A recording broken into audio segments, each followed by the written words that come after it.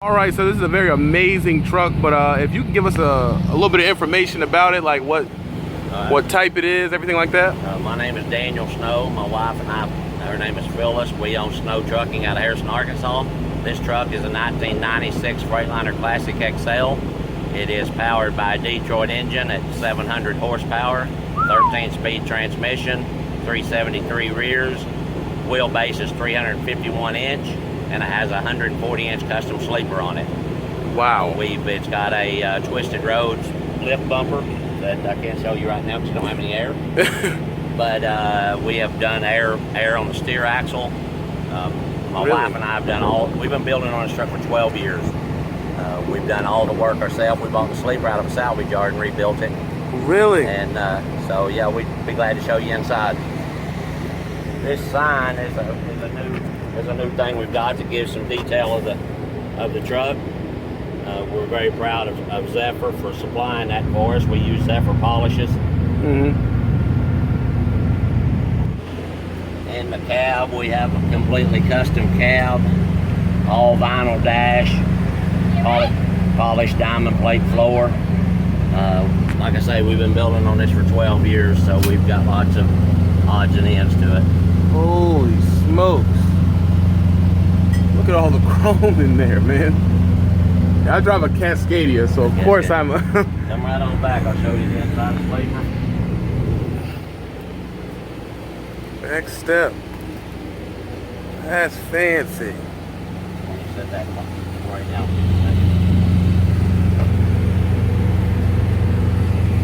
We do live in this truck, so it is a little bit lived in right now. This room back here is our shop room. We keep our supplies. We do a lot of our own mechanic work. Wow. And we use 4 foot of the front of the trailer for the polish supplies, polish, oil changing, repairs. We do our own lighting work. So you just built that right on into it yourself? Yeah, we put a wall back 4 foot on logistics bars, cut the door, made us a door. We needed this when we first bought the sleeper because the sleeper was not livable. It was full of parts and it had grease and oil and everything was covered in there. Step in here. 1 second. The back door. And we have a full kitchen. As you can see, she's in the process of cooking right now. Yes. 2-burner cook range, a full-size sink, microwave convection oven, apartment-size refrigerator here behind me. That is amazing. Thank you. And you can see a little better shot into the cab. Right from here. Sorry about this, ma'am. I know it was intrusive. No problem. I'm used to it. This is my wife, Phyllis. Hi. Hello, Phyllis. Trucker Brown. Nice to meet you. Nice to meet you, too. You can see, you can step right there and get a pretty good view of the cab if you like. It's safe to say that y'all are living considerably better than my Cascadia. Took a long time to get there. It took a long time to get to this point. So if I wanted to stretch, did you have to stretch the frame? Yes, twice. Yeah, because we went to 300 the first time, and that was fine for this sleeper, but we needed to add an extra axle, so we went another 51 inches. So we're 351 now. Shower and bathroom here. You know, like I say, it is lived in, so it's got towels hanging in it. But best way to have a truck. This is you did all this work yourself? We've done every bit of it, and it's been done on the road. We actually done this tile work in a Home Depot parking lot. A guy at Home Depot gave us a little crash course. Our latest project is coming in and doing this trim with the rope around the refrigerator, and you can see we're kind of getting jiggy with that. That is amazing. And our theme, everything we do is based on God, so we like to use stuff like this. Christ will meet you at the cross. That is fancy. We done a little bit of artwork, just a little jiggy stuff, you know. The goose. And the table folds up, and it becomes a bed. And the bed folds down. There's the bottom of the bed where you can kind of tell how it lays down. The bed comes out to about here. So that bed is way bigger than mine. It's a regular sized bed, but you can still go in out the back door and still go in. Oh, so you can still maneuver. If you're thin enough. I'm getting a little bit thicker than the shower. So. Hey, man, it's still. I appreciate you for even letting me take a look. Thank you so much, man. I appreciate you, man. Thanks. You're welcome. Trucker Brown, you can subscribe on there. You'll see it on there. Okay. take a gander at this trailer. This extra axle is why we stretched it the second time. We went ahead and put an extra axle to, and we built the truck to heavy haul with. Okay. And as we, some health issues, we haul general freight now, but it's still a big benefit having the extra axle. Is it good for advice for people who may want to do this? Is it good to have the truck paid off before you start chopping? And you know, a lot of times that's not possible. But set a budget where, I mean, don't go spend $15,000 or $20,000 at one time. Do the small things first. Usually people ask me, where do I start? I say, watch what you've got. You know, because they'll, you know, they won't be taking care of what they got, but they want something better. Exactly. So we say, okay, start by taking care of what you got. You know, wash it, clean it up, polish it. Then, you know, little things like hubcaps or stacks add a lot to a truck. Fenders add a lot to a truck. You can do, I mean, this has been 12 years. Yeah. This is a 12-year project. So, you know, we don't spend too much money at a time. Yeah. Just working people like everybody else. Would you say if you had to start over, would you buy one already done? No. Okay. No, because unfortunately I'm getting old enough to being able to do what my mind thinks of, my body can't keep up. Yeah. But I wouldn't want to, you know, if I had the money, I wouldn't want to just go buy prefab something. Yeah. I would still want to make it my own, so we could have this conversation right here. I could tell you about each piece, because we could literally tell you most places we've done each individual thing. Yeah. And to me, that it's a little bit more. It's like almost an art piece at the end of the day. It's a piece of us. Because I was in the truck show and they had like cookie cutter ones ready to just get you right now. They said it was about $299,000, $300,000. This truck, a value tag on this tractor is about $300,000. We have about $70,000 in it. Okay. Because we've done all the labor. Now, you know that $70,000 is not counting labor. So since we've done the labor, we've done everything to this rig ourselves except paint the tractor and stretch the frame. We've painted the trailer. We've done all the lights on the truck and trailer, all the chrome and stainless. You know, the floor, my youngest son and myself built the floor and the cab for my wife for Valentine's Day about 8 or 9 years ago. So, you know, it's just been a slow process, but you put a lot more of yourself into it when you do it yourself instead of just buying okay, here's a truck for $300,000 and mommy or daddy goes and pays for it for you and they don't take care of it anyway. Yeah, exactly. You know, so, do you find that driving this is considerably harder than a regular truck? No, and I probably wouldn't know that because this has changed. It's kind of like growing up. You don't realize you're taller than you was. Yeah. Because it's grown up so slow. The most important thing is be very careful. And I always tell my wife, it's a success as long as we don't hit anything. Yeah. So whether we have to pull up 2 or 3 extra times is irrelevant, because you have to be willing to put out a little extra effort for something long. I mean, we're 85 feet long. Yeah. So we still get in the same places the other guys do that they say, oh, you can never get that where we go. But we do get in there. It's just a little bit more work. You just have to try a little harder. And you have to be more cautious, get out and go look. And does this have the 50% turn radius like the new ones? No, sir. So you just got to know how to put it in. This is a straight 96 model gearbox. So and with a spread axle trailer, you don't want to turn too sharp anyway. Yeah, it's our pinching. The biggest thing that helps backing into this tight places is we put a dump valve on each axle so that we can dump independently of each other. Yeah. And that makes you be able to turn it into a spot a lot tighter around in between other trailers. So there's a lot of thought process actually goes into each of these things, and if it don't work, we take it back off and redo it. Now, one of the biggest reasons that guys, usually from a mega carrier, say, this is what a mega carrier told me when I first came in. I said, I want one of those super sleepers. First month trucking. Yeah. They said, no, you can't do that because it's impractical. The weight of the tractor means you can't hardly haul any freight. You won't make no money. Well, very little freight in today's market pays by the pound. So what they want to do, they want to take, and I'm not running anybody down, I'm telling you, this is my opinion. Okay. They want to load the freight all to the front, which is on the truck. Yeah.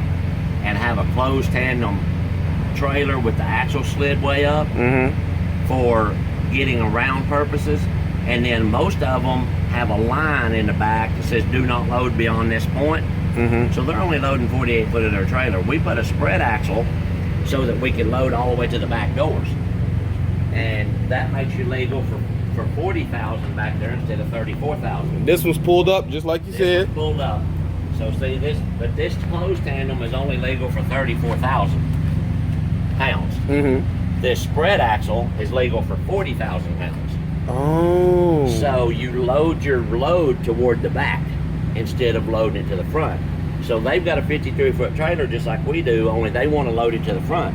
So we compensate by having a tag axle, which makes us legal for 42.5 on our drives. Oh. So that we can now if you're still in a state that you're only legal for 80,000 pounds, but you still have some weight dispersion, and you can make it right, move it around. So you're basically getting the same amount of freight.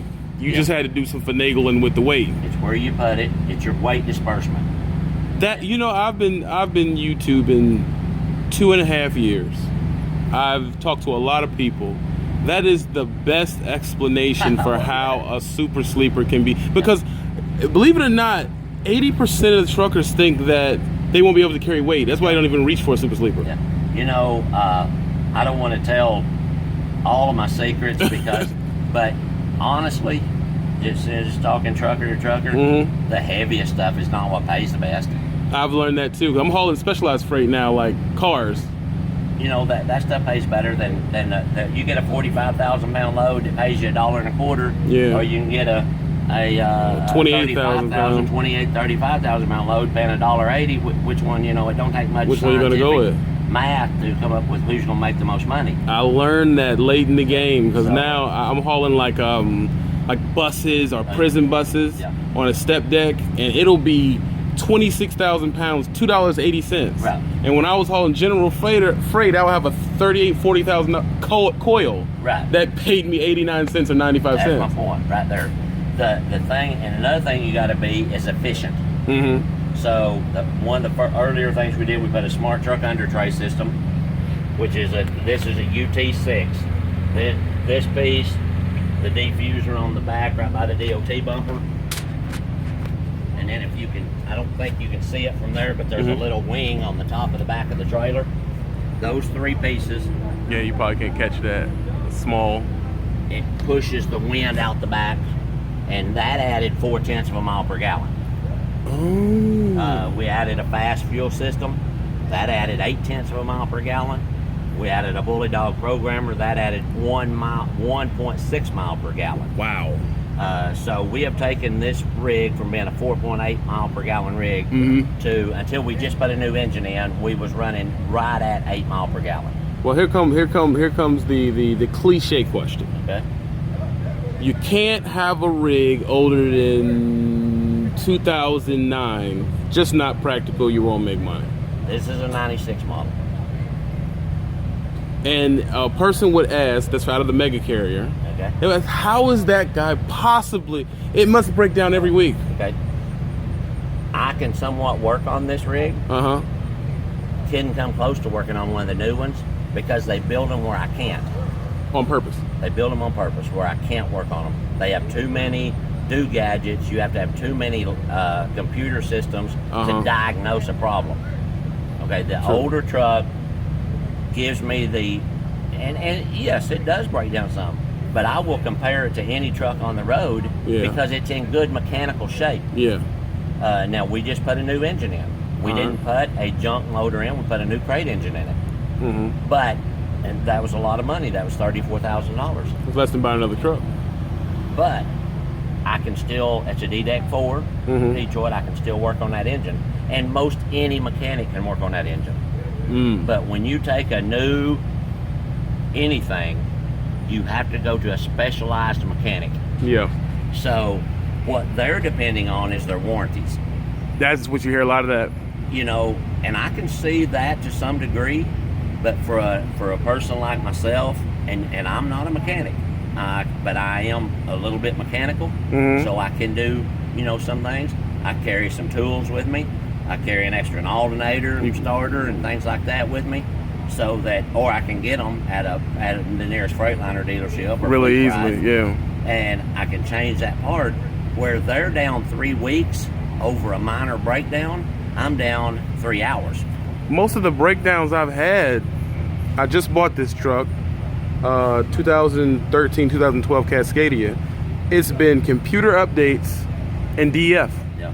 The actual, if you talk about the mechanics, that is not what's breaking down. Right. I'm going in the shop for it's the DF. Additional bingo stuff, you know. And just for an example, that I bought a new 97 Ford in 97. And they come out with this 100,000 mile warranty. Yeah. But what they didn't tell me was the added things to it only had a 36,000 mile warranty. So when I bought the truck, I assumed everything was going to be warranted for 100,000 miles. Yeah. At 36,000 miles, I had a turbo tube go out. I learned then, oh, that's an added part. So that part was only warranted for 36,000. Wow. Now, I don't know how much of that goes on in the Class 8 trucks today, but I know what this truck is. I know where to get the parts for it. Yeah. And, you know, for the most part, I can you can do it yourself. Buy. So if you really want it, go out there, do your research, you can have it pretty much. If I had the money to buy a brand new one today, I would not buy that new one. You know, my father says the same thing. Do that. It's something that I'm not willing to get into. I just don't want that stuff. Of course, I'm pretty old school. You know, 37 years in this deal. Yeah. And I want something that I can put my hands on and hopefully fix the problem. And not lose your warranty for touching it. Exactly. So, you know, that's crazy. I can see a big company needing warranted trucks that are scattered all over the United States that they do not want the driver to touch. I can see them paying extra money for a new truck and having that warranty. Yeah. That just don't fit the small owner operator like myself. Yeah. So if we were all alike, wouldn't it be a boring place? This is very true. So we all have to identify with who we are and what we are. And what you're trying to do. But what we all need to do is be more professional truck drivers for this industry. That's what we all need to be doing. And I appreciate your interview, man. Most people, I've talked to a few, and it'll be on the Trucker Brown channel. Let me